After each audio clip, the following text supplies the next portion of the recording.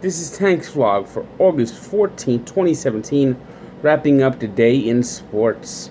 The first half of the Subway Series is done, and the Mets have come out lackluster and 0-2 in the Bronx.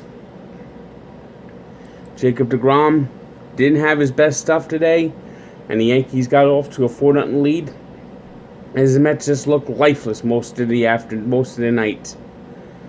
Dominic Smith, though, did provide a bright spot by hitting his first Major League homer, and Ahmed Rosario made the game close in the ninth inning by homering off of the struggling Aroldis Chapman, but it was not enough as the Mets just delivered another lackluster performance, losing 5-4. Now, tomorrow I'm going to be at the game, and I expected to see Seth Lugo, but nope! Back on the disabled list with a shoulder impingement. How many goddamn shoulder impingements have the Mets had this season? This team can't stay healthy. The pitching staff has crumbled. And yet nobody's going to get fired. Nobody! It's like they're friggin' workers for the DMV. They could do anything and not get fired. I mean, the job security with the Mets training staff, pitching staff, coaching staff is just an absolute joke. Somebody needs to be held accountable for what has happened to the Mets this season.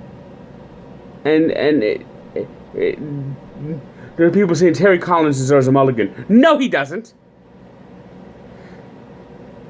In the ninth inning, he pinch hits for Dominic Smith after hitting his first Major League home run. I don't care if he strikes out. I want him up there in the ninth inning. The season's over. Let the rookie play.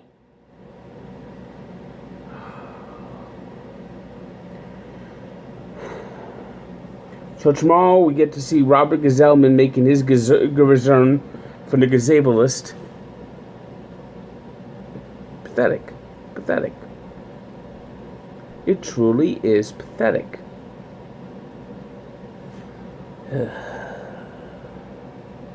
Gsellman gazucks.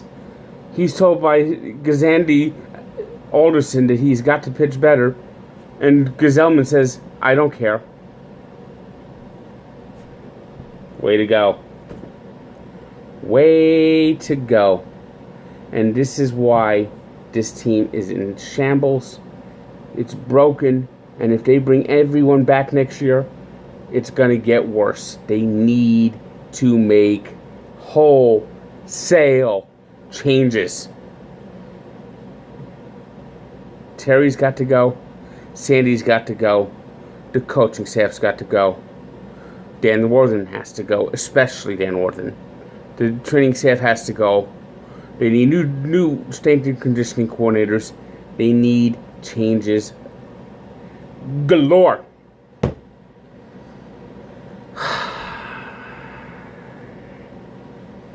Elsewhere, the Cleveland Indians, they're now starting to put some space between them and the rest of the Central Division. Began a 3-game series with the second-place Twins today and won 8-1, smacking around Bartolo Colon. They hit 5 home runs, with Carlos Santana leading the way with 2 home runs. Danny Salazar, who's been one of the top pitchers since the All-Star break, won today. He only allowed 3 hits over 7 innings, and they now have a 6-game lead in the Central Division. Meanwhile, the Red Sox, they beat the Cardinals today, which helped the Cubs stay in first, as the Cubs delivered yet another lethargic effort against the Cincinnati Reds. It's like the Cubs all season have taken game after game off. And they have to win a division to make the playoffs, and it's going to be interesting to see if they can. Meanwhile, the Los Angeles Dodgers are now 50 games above 500. That is right. 50 games above 500. If they play If they just go 16-28 the rest of the way, they will win 100 games. They have an 18.5 game lead over the two wildcard teams in the National League. So it's not like their division is terrible. Their division's pretty damn good. And it's just incredible how they've just rolled over everybody. It's amazing. What an absolute season. It's going to be interesting to see what happens in October in LA, because does this team go down like the 2001 Mariners, or do they complete the journey and win the World Series? That's where the real test is going to come in. Today's 3 stars are Luis Castillo of the Reds, who allowed just 2 hits in 6 innings against the Cubs, getting the win for the Reds. Danny Salazar of the Indians, and Corey Spangenberg of the Padres, who had 4 RBIs and scored 2 runs against the pathetic Phillies. Our birthday shout-out goes to Eddie Olczyk, who turns 51, the color commentator for NBC Sports during the hockey season. Recently got some bad news. He's battling colon cancer, so let's hope he's able to pull through. He's a great announcer, was a nice enforcer player, playing most of his career with the Blackhawks. So Eddie Olczyk, at the age of 51, let's hope there's many more birthdays to follow. And today we take a look back at the birth of a mascot, guy by the name of Milt Mason.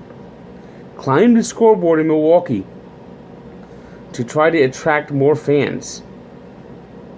The foundation of the Brewers was, the forming of the Brewers from Seattle to Milwaukee had so many bizarre circumstances that it was hard for the team to sell tickets.